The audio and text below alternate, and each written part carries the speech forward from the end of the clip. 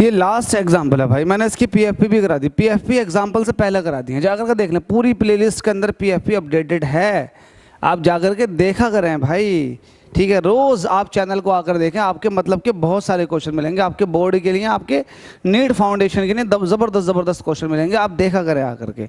इस क्वेश्चन को देखो, आपसे कह रहा for the network shown in the figure 2.80 find the potential difference between A B. देखो आपको ए और बी के बीच में पोटेंशियल डिफरेंस बताना, यहाँ पर कितना पोटेंशियल डिफरेंस है बी ए बी।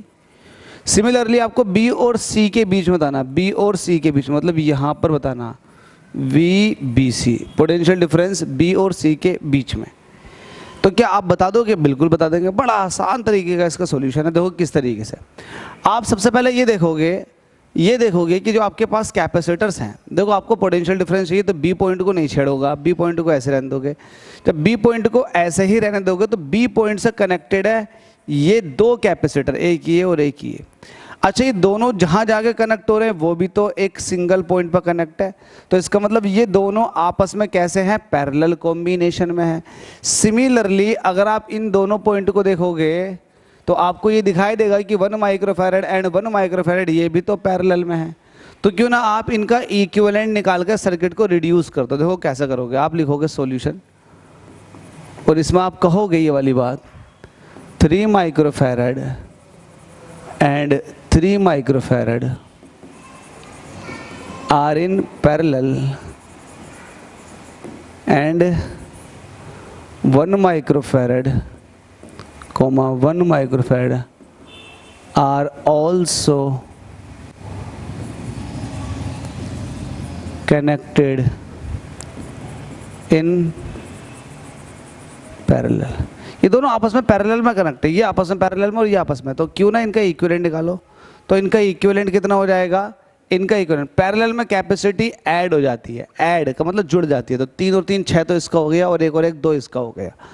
तो आप कहोगे and there so their equivalent will be कितना भाई? 3 और 3 6 माइक्रोफैरड एंड 2 माइक्रोफैरड रिस्पेक्टिवली, क्योंकि पहले इनका जिक्र किया गया तो इनकी कैपेसिटी लिखी है, बाद में उनका जिक्र किया गया। तो इनका इसका इक्विवेलेंट सर्किट क्या होगा? आप लिख सकते हो रिड्यूस्ड सर्किट। इसका रिड्यूस सर्किट क्या होगा? देखो रिड्यूस सर्किट ऐसा होगा कि ये 100 वोल्ट है, बिल्कुल यहाँ से आप 20 ओम बनाए रखो, 20 ओम ये है और ये आपके पास बैटरी आ गई, कितनी है भाई? ये 100 वोल्ट की, और यहाँ से जो है 10 ओम ये आ गया। ये आने के बाद में एक कैपेसिटर है 1 माइक्रोफैरड का, ये आपने ऐसे ही रहने दिया, ठीक है। और ये पूरा का पूरा ऐसे ही कनेक्ट हो गया। ऊपर जो है, ऊपर ये एक 6 माइक्रोफैरड का कैपेसिटर बन गया, ये बी पॉइंट आ गया।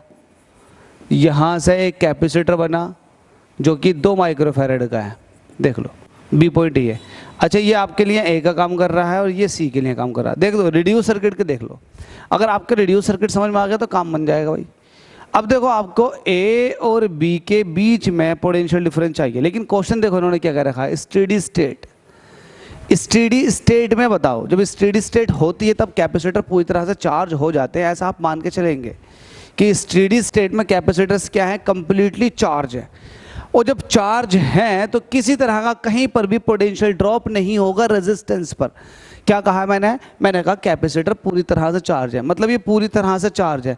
तो जो ये 10 ओम 20 ओम का है ना, इन पर किसी तरह का कोई भी पोटेंशियल ड्रॉप नहीं होगा। क्यों नहीं होगा? क्योंकि जब कैपेसिटर पूरी तरह से चार्ज होते हैं तब सर्किट के अंदर कोई करंट फ्लो करके नहीं जाती है। जब करंट फ्लो करके ही नहीं जाएगी तो पोटेंशियल ड्रॉप कहाँ होगा? अब करंट क्यों फ्लो नहीं करके जाती है? क्योंकि आपको पता है कि यहाँ का पोटेंशियल उतना ही है जितना नीचे का पोटेंशियल है, तो पोटेंशियल डिफरेंस तो जीरो हो गया, और जब पोटेंशियल डिफरेंस जीरो हो जाता है तो करंट फ्लो नहीं करके जाती है। तो यहाँ पर हमसे क्या रखा कि स्टेडी स्टेट में, तो आप लिखोगे in steady state capacitors are charge and there is no flow of electric current.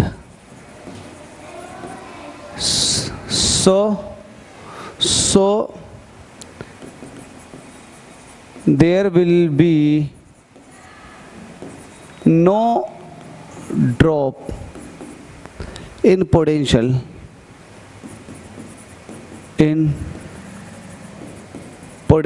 at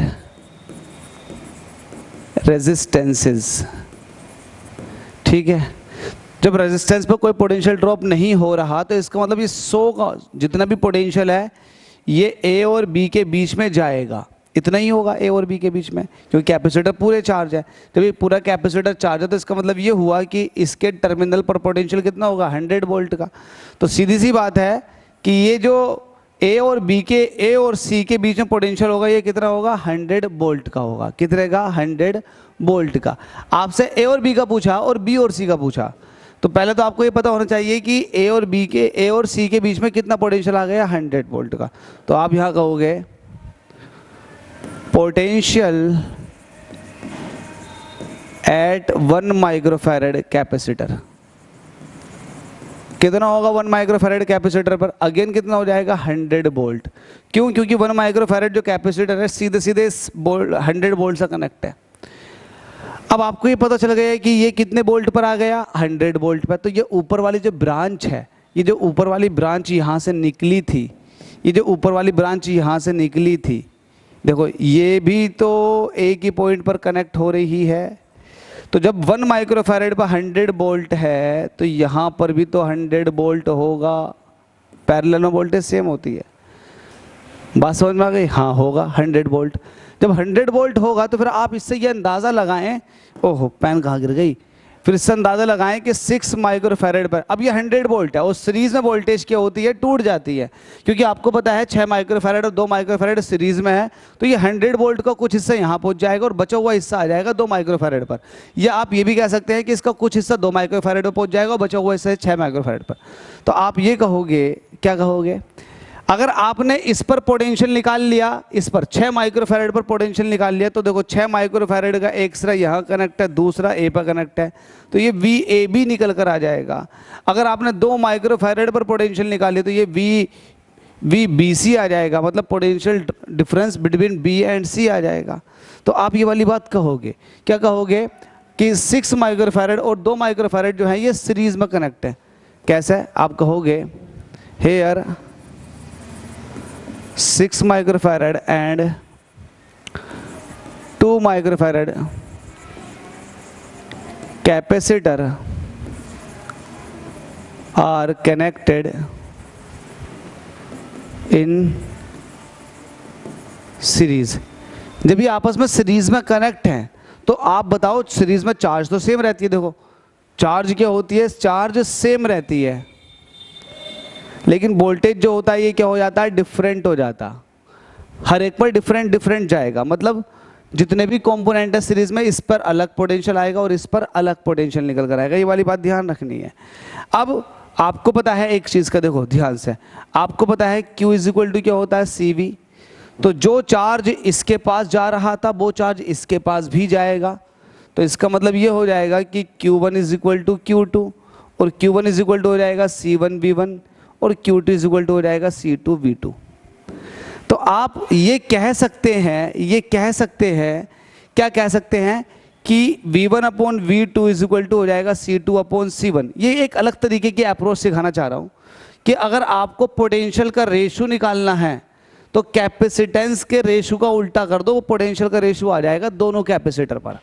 एक बार फिर से मैंने कहा कि उनके पोटेंशियल का रेशो निकालना, V1 अपॉन V2 निकालना, तो ये जस्ट इक्वल हो जाएगा उनकी कैपेसिटेंस के रेशो के, वो भी उल्टे क्रम में।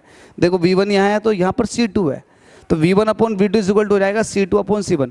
अब मुझे एक बात बताओ, मुझे ये बात बताओ कि आपको चाहिए क्या, V1, क्या चाहिए, V1 चाहिए, और आपको ये पता है कि V1 अपॉन V2 जो है वो C2 अपॉन C1 के बराबर है। तो आप ये वाली बात कहोगे, here 6 microfarad and 2 microfarad capacitor are connected in series. तो ये वाली बात कहने के बाद आप ये कहोगे, the potential drop across each will divided यार या तो आपके पास चार्ज हो तो डायरेक्ट चार्ज है, आपको अगर किसी भी ब्रांच का चार्ज पता तो आप डायरेक्ट, है ना, चार्ज पता है तो आप कैपेसिटी की मदद से पोटेंशियल ड्रॉप निकाल सकते हो। लेकिन यहाँ पर चार्ज कैलकुलेट किया ही नहीं है हमने, हम बिना चार्ज कैलकुलेट किए कर रहे हैं। तो हम कह रहे हैं the potential drop across each will divided into two parts in the ratio of C2 ratio C1। अभी कितना रेशियो आएगा, C2 कितना, जल्दी से बताओ, C2 कितना है, C2 है 2 और C1 कितना है 6, मतलब 1, इसको आप यहाँ ना दिखा के ऐसे दिखाओ, 1:3। इसका मतलब अगर एक बोल्ट जो आ रहा है वो C2 के पास आ रहा है तो उसका 3 गुना C1 के पास जाएगा। देखो जिसकी कैपेसिटी कम होती है ना सीरीज के अंदर, जिसकी कैपेसिटी कम होती है उसके पास जो है ना पोटेंशियल ड्रॉप ज़्यादा होता है जिसकी कैपेसिटी, क्योंकि आपने एक चीज़ पढ़ लिखी Q = CV। ये Q कांस्टेंट है, ये कांस्टेंट है, क्या है ये कांस्टेंट, तो ये CV, तो C रेसिप्रोकल हो जाएगा ना V के। यहाँ से आप ये वाली बात भी समझें भाई, ऐसे तो समझ ही रहे हैं इस वाली बात को, लेकिन इंडिविजुअली ऐसे भी समझे कि जिसकी कैपेसिटेंस ज़्यादा होगी उसके ऊपर पोटेंशियल उसी रेशियो में उतना ही गुना कम हो जाएगा। तो जाहिर सी बात है कि 6 माइक्रोफैरेड कैपेसिटी ज़्यादा तो भाई इसके पास पोटेंशियल भी तो कम आएगा। देखो 1:3 में, तो आप इसको कैसे कैलकुलेट करोगे, आप निकालोगे पोटेंशियल ड्रॉप अक्रॉस 6 माइक्रोफैरेड, तो ये हो जाएगा एक तरह से potential drop between A and B। तो ये कितना हो जाएगा, इक्वल टू कितना है, अब टोटल पोटेंशियल कितना आपके पास 100 है, तो 100 का 100 पोटेंशियल है, ठीक है, 6 माइक्रोफैरेड पे जा रहा है तो 6 माइक्रोफैरेड वाला हो गया आपके पास C1। तो C1 कितना है 3, है ना, C1 के पार्ट कितने, 3 पार्ट हैं, C1 का जो पार्ट है वो 3 पार्ट है, लेकिन टोटल पार्ट कितने, 3 और 1 4 पार्ट है। तो 4 से काटोगे तो ये हो जाएगा 25 और 25 थी 75। नहीं मैंने कुछ उल्टा लिख दिया क्या, मैंने कहा पोटेंशियल डिफरेंस अक्रॉस 6 माइक्रोफैरेड, तो मैंने कहा PD बिटवीन A और B के बीच में पोटेंशियल डिफरेंस बता दो। ठीक है, A और B ही बैठेगा, देख लो A और B के बीच में तो 6 माइक्रोफैरेड है, बिल्कुल ठीक है। तो पोटेंशियल पूछ रहे हो ना आप, बिल्कुल सही है, तो पोटेंशियल का रेशियो, अरे सही तो है, हमने गलत कर दिया, यहाँ पर थोड़ा सा उल्टा हो गया। क्या उल्टा हो गया, क्योंकि आपको पोटेंशियल दिखाना, तो पोटेंशियल तो एक तरह से ये V1:V2 है ना, बात क्लियर है, V1:V2 है, तो V1 पे आपको चाहिए तो उसका 1 लोगे हिस्सा, टोटल कितने 3 और 1 4 हिस्से हैं, किसका हिस्सा होना है ये 100 का, तो ये हो जाएगा 25 और 25 की 1 से मल्टीप्लाई तो हो जाएगा 25 वोल्ट। तो 25 वोल्ट जो आ जाएगा वो आ जाएगा 6 माइक्रोफैरेड पर। सिमिलरली आप कहोगे PD अक्रॉस 2 माइक्रोफैरेड। देखो बहुत सारे बच्चे हो सकते हैं जिनको ये अप्रोच समझ में नहीं आया, लेकिन जो कॉम्पिटेटिव एग्जाम की तैयारी करते हैं गवर्नमेंट एग्जाम की, उनको बड़े ईजी वे में आती है ये चीज़। ठीक है, पार्ट मेथड है ये, पार्ट मेथड। तो 2 माइक्रोफैरेड पे कितना जाएगा, 2 माइक्रोफैरेड पर, तो 2 माइक्रोफैरेड, तो देखो इसके कितने हिस्से हैं, इसके हिस्से हैं 3, तो 3 आ जाएगा ऊपर, टोटल हिस्से कितने 3 और 1 4, ये हो जाएगा इसका एक तरह से, देखो फ्रैक्शन, किसका फ्रैक्शन 100 वोल्ट का, तो ये आ जाएगा 75 वोल्ट, 75 वोल्ट। अब देखो 100 वोल्ट थे, 100 वोल्ट का एक हिस्सा चले गया 25 और एक हिस्सा हो गया 75, तो 25 और 75 हो गए। अगर इनका आप रेशियो लोगे तो उनकी कैपेसिटेंस के रेशियो के इक्वल ही आएगा। ठीक है, तो इस तरह से आप ये वाला क्वेश्चन कर सकते हैं। हो सकता है आपको ये अप्रोच थोड़ी सी टफ लगी हो, टेढ़ी लगी हो, और हो सकता है समझ में भी नहीं आई हो, लेकिन समझने की कोशिश करना। देखो मैं आपको इसका एक ट्रिक बताता हूँ, अगर आपसे नहीं हो, आपको पता है कि V1:V2 आपके पास कितना दे रखा, 1:3, ये तो दे रखा। ठीक है, V1:V2 दे रखा आपको 1:3, बड़ा सिंपल सा फंडा बता रहा हूँ। और आपको V1 प्लस V2 इसकी वैल्यू भी पता आपको कितनी है। देखो V1 और V2 दोनों पा रही है 100, तो जिन दो क्वांटिटी का रेशियो दे रखा हो और उन दोनों क्वांटिटी का सम दे रखा हो, तो ये बच्चों वाला खेल होता है फिर देखो सॉल्व करने का। कैसा है, इसको मैं ऐसे लिख सकता हूँ, V1 = 1x और V2 = लिख सकता हूँ 3x। तो जरा यहाँ को रखो, 1x + 3x हो जाएगा 100, ये हो जाएगा 4x = 100, x कितना आ जाएगा 25। तो इसका मतलब जो ना रेशनल मल्टीप्लिकेशन था, या फिर जो रेशो बना रहा था मल्टीप्लिकेटिव फैक्टर वो 25 है। तो इसका मतलब अगर मैं V1 निकालना चाहूँगा तो यहाँ 25 डायरेक्ट हो जाएगा, और V2 निकालना चाहूँगा तो 25 या 75 ये डायरेक्ट हो जाएगा। तो इस तरह से भी आप कर सकते हैं, उसी को ही आप इस तरह से भी कर सकते हैं। अगर ये चीज़ यहाँ से समझ में नहीं आई है ना, तो V1 रेशो V2 आपको पता है ना, V1 प्लस V2 भी आपको पता है, तो आप भूल जाओ इस मेथड को, भूल जाओ, ये थोड़ा पेचीदा है, आप डायरेक्ट देखें। V1 रेशो V2 आपको पता है, V1 प्लस V2 आपको दे रखा है, तो आप निकाल लो कुछ इस तरीके से। थैंक यू सो मच, उम्मीद करता हूँ समझ में आ गया होगा। बड़ी मेहनत से क्वेश्चन सॉल्व होते हैं भाई, थोड़ा बहुत तो यार क्रिएट है ना, आप दे दिया करो, क्रेडिट दे दिया करो वीडियो को शेयर करके। Thank you. फैरेड पे जा रहा है तो 6 माइक्रोफैरेड वाला हो गया आपके पास C1। तो C1 कितना है 3 है ना। C1 के पार्ट कितने, 3 पार्ट हैं। C1 का जो पार्ट है वो 3 पार्ट है, लेकिन टोटल पार्ट कितने, 3 और 1 4 पार्ट है। तो 4 से काटोगे तो ये हो जाएगा 25 और 25 या 75। नहीं, मैंने कुछ उल्टा लिख दिया क्या, कुछ उल्टा लिख दिया क्या? मैंने कहा पोटेंशियल डिफरेंस अक्रॉस 6 माइक्रोफैरेड, तो मैंने कहा पीडी बिटवीन ए और बी के बीच में पोटेंशियल डिफरेंस बता दो। ठीक है, ए और बी ही बैठेगा, देख लो, ए और बी के बीच में तो 6 माइक्रोफैरेड है। बिल्कुल ठीक है, बिल्कुल ठीक है, बिल्कुल ठीक है। तो पोटेंशियल पूछ रहे हो ना आप, बिल्कुल सही है। तो पोटेंशियल का रेशियो, अरे सही तो है, हमने गलत कर दिया, यहाँ पर थोड़ा सा उल्टा हो गया। क्या उल्टा हो गया? क्योंकि आपको पोटेंशियल दिखाना, तो पोटेंशियल तो एक तरह से ये V1 रेशो V2 है ना, बात क्लियर है, V1 रेशो V2 है, तो V1 पे आपको चाहिए, तो उसका एक लोगे हिस्सा। टोटल कितने, 3 और 1 4 हिस्से हैं। किसका हिस्सा होना है? ये 100 का। तो ये हो जाएगा 25 और 25 की 1 से मल्टीप्लाई तो हो जाएगा 25 वोल्ट। तो 25 वोल्ट जो आ जाएगा वो आ जाएगा 6 माइक्रोफैरेड पर। सिमिलरली आप कहोगे PD अक्रॉस 2 माइक्रोफैरेड। देखो बहुत सारे बच्चे हो सकते हैं जिनको ये अप्रोच समझ में नहीं आया, लेकिन जो कॉम्पिटेटिव एग्जाम की तैयारी करते हैं, गवर्नमेंट एग्जाम की, उनको बड़े इजी वे में आती है ये चीज़।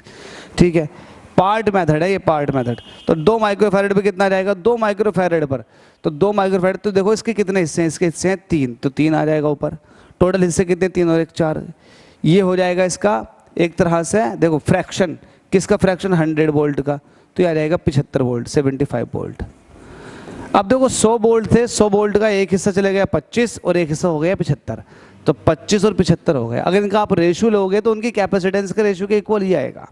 ठीक है, तो इस तरह से आप ये वाला क्वेश्चन कर सकते हैं। हो सकता है आपको ये अप्रोच थोड़ी सी टफ लगी हो, टेढ़ी लगी हो, और हो सकता है समझ में भी नहीं आई हो, लेकिन समझने की कोशिश करना। देखो मैं आपको इसका एक ट्रिक बताता हूँ, अगर आपसे नहीं हो, आपको पता है कि V1 रेशो V2 आपके पास कितना दे रखा? 1:3, ये तो दे रखा। ठीक है, V1 रेशो V2 दे रखा आपको 1:3, बड़ा सिंपल सा फंडा बता रहा हूँ। और आपको V1 प्लस V2 इसकी वैल्यू भी पता आपको कितनी है। देखो V1 और V2 दोनों पे आ रही है 100। तो जिन दो क्वांटिटी का रेशो दे रखा हो और उन दोनों क्वांटिटी का सम दे रखा हो, तो ये बच्चों वाला खेल होता है। फिर देखो सॉल्व करने का कैसा है, इसको मैं ऐसे लिख सकता हूँ, V1 is equal to 1x और V2 इज इक्वल टू लिख सकता हूँ 3x। तो जरा यहाँ को रखो, 1x plus 3x is equal to हो जाएगा 100, ये हो जाएगा 4x is equal to 100, x is equal to कितना आ जाएगा 25। तो इसका मतलब जो रेशनल मल्टीप्लिकेशन था या फिर जो रेशो बना रहा था मल्टीप्लिकेटिव फैक्टर वो 25 है। तो इसका मतलब अगर मैं V1 निकालना चाहूँगा तो यहाँ 25 डायरेक्ट हो जाएगा, और V2 निकालना चाहूँगा तो 25 या 75 ये डायरेक्ट हो जाएगा। तो इस तरह से भी आप कर सकते हैं, उसी को ही आप इस तरह से भी कर सकते हैं। अगर ये चीज़ यहाँ से समझ में नहीं आई है ना, तो V1 रेशो V2 आपको पता है ना, V1 प्लस V2 भी आपको पता है, तो आप भूल जाओ इस मेथड को, भूल जाओ, ये थोड़ा पेचीदा है, आप डायरेक्ट देखें। V1 रेशो V2 आपको पता है, V1 प्लस V2 आपको दे रखा है, तो आप निकाल लो कुछ इस तरीके से। थैंक यू सो मच, उम्मीद करता हूँ समझ में आ गया होगा। बड़ी मेहनत से क्वेश्चन सॉल्व होते हैं भाई, थोड़ा बहुत तो यार क्रिएट है ना, आप दे दिया करो, क्रेडिट दे दिया करो वीडियो को शेयर करके। Thank you.